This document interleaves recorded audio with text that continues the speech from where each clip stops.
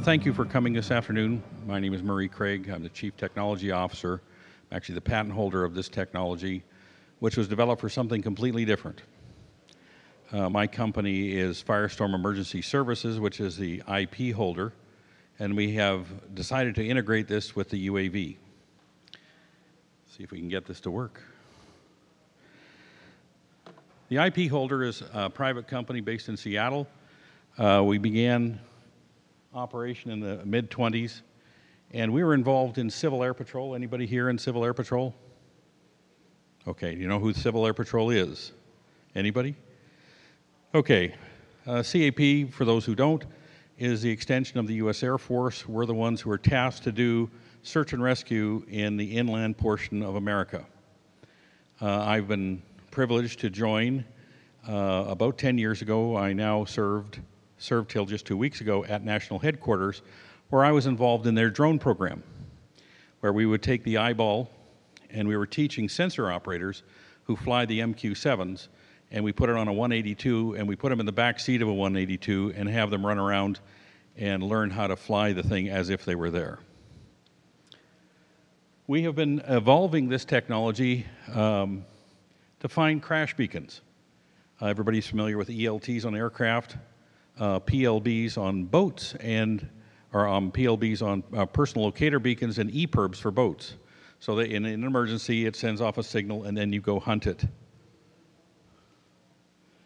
So we decided, after being approached by a couple of agencies, that we needed to help them because they didn't have a small uniform device that would hunt signals. And as a result of that, we ended up with a series of targets that were suggested to us that we needed to help them with. So what we've got is VHF radios. Initially, this device was taken after we proved ourselves with the ELT business, finding aircraft at unreasonable or very unimaginable distances to, in fact, hunt what was called ICOM chatter. ICOM chatter is a term, anybody in the SF world knows what that is, where the bad guys were using small, inexpensive handheld radios for command and control in Afghanistan and Iraq. They had a problem with that, couldn't hunt it. So we adapted our technology, which is what we have here. This is version 4 of what we did. And this is a very successful hunter of small handheld radios up to about 47 miles. We then went on to a request for cell phones. That is a particularly tough project because of the privacy laws, and there is a need in search and rescue that generally, if there's a cell phone, there's a person attached to it, whether they're breathing or unconscious or not. We need to find them and return them. So we have been working on the cell phone project for about 2 years now. It's not an easy one because cell phones hop frequencies and towers. We're about to announce that in about 2 weeks to its completion. We got interrupted by that project by a request for an agency to build sat phone hunters. And that was a real problem because you're dealing with a satellite that's traveling, you've got the Doppler effect, and it's changing frequency, and there's a number of other algorithm issues.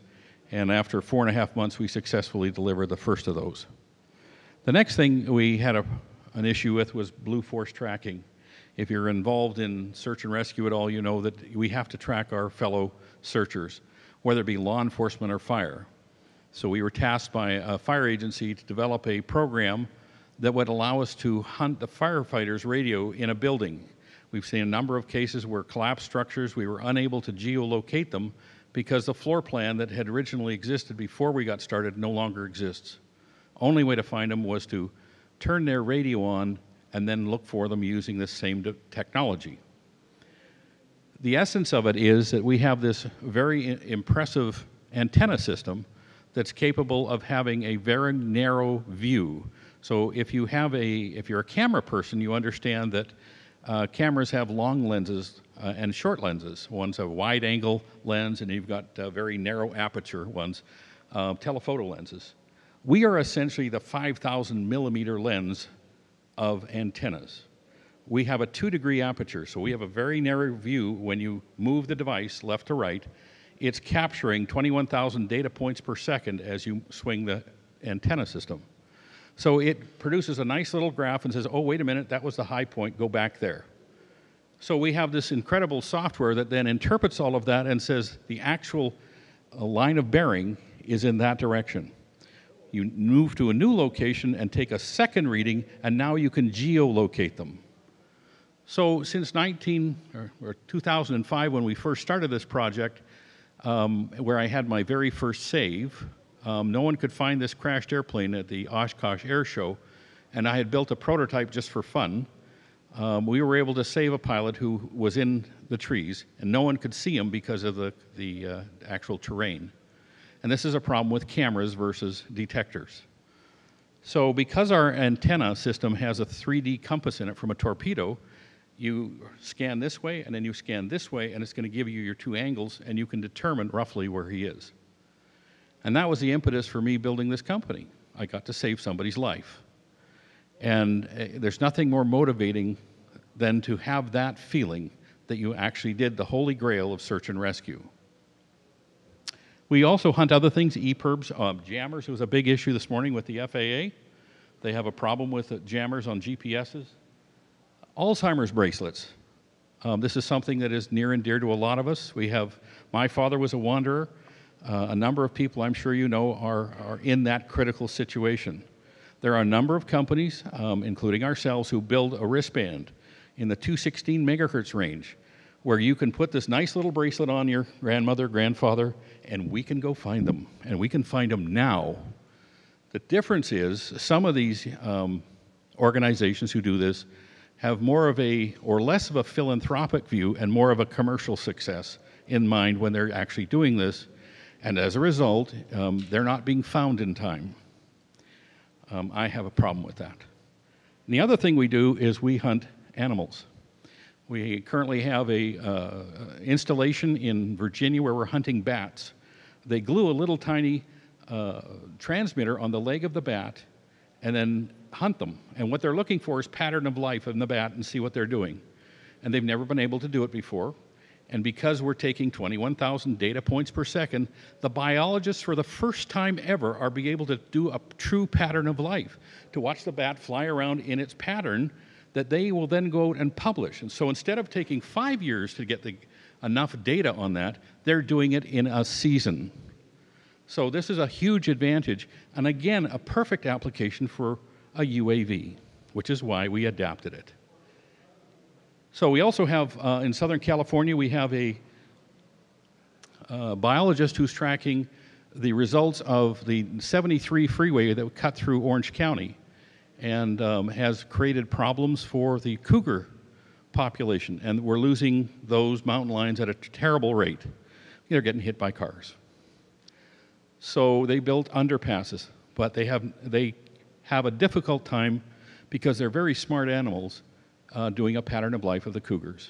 I have to tell you, these guys are pretty brave when you get some of the conditions they have to go on when they get a dropped collar and they have to determine whether the animal has passed or it's just fallen off.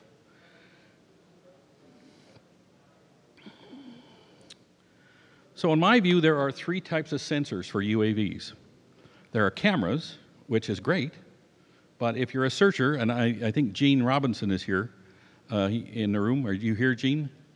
You should go see his SAR program. Gene and I are both experienced search and rescue techs.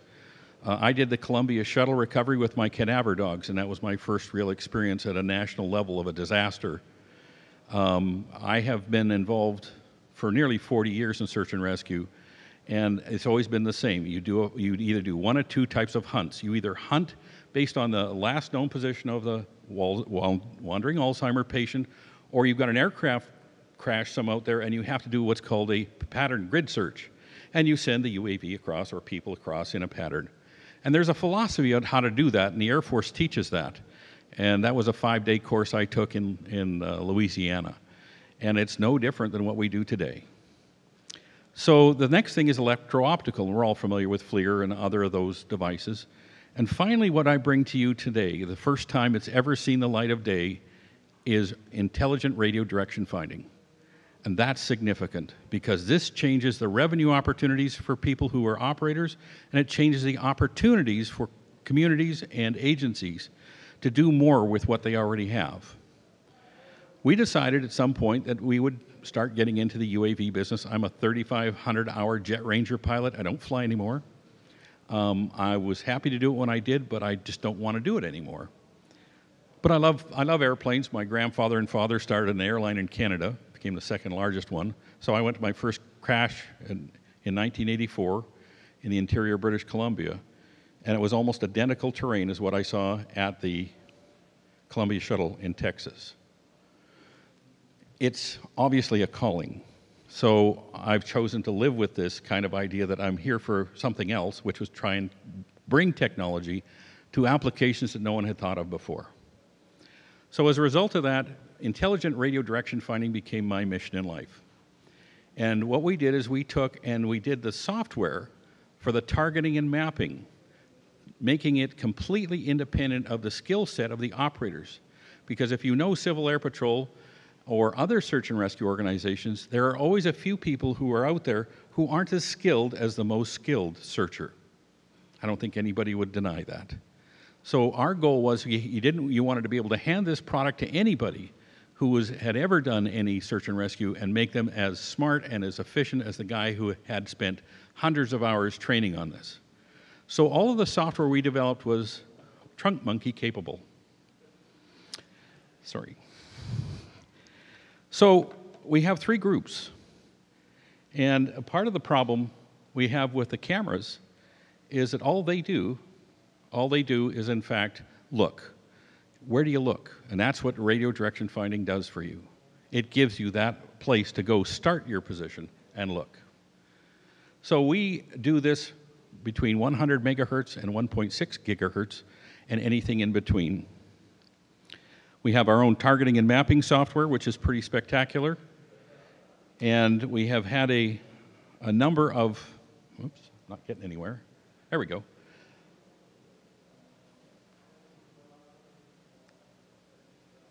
Oh, we don't need to do that. So that's the difference in our two antenna systems. He's pushing me out here, so I go quick here. So we have two antenna systems, one that does 360 degrees, it fits on the bottom of the UAV, and one that's like a 5,000 millimeter lens.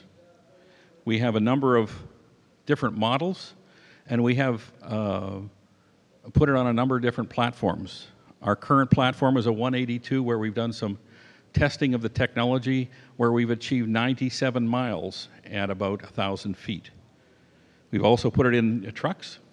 We've done this for a fire department in Texas. And this is what the software looks like when it's engaged. You can see that with as you fly around the target, I know, I see you, you get a wagon wheel effect. And it will tell you with every hit, it gets you a better resolution as to the location. So what we did is we took a DJI 1000 and hung this underneath. It has a Panasonic computer in it. We filed for our own 333, and we have a very unique sensor package.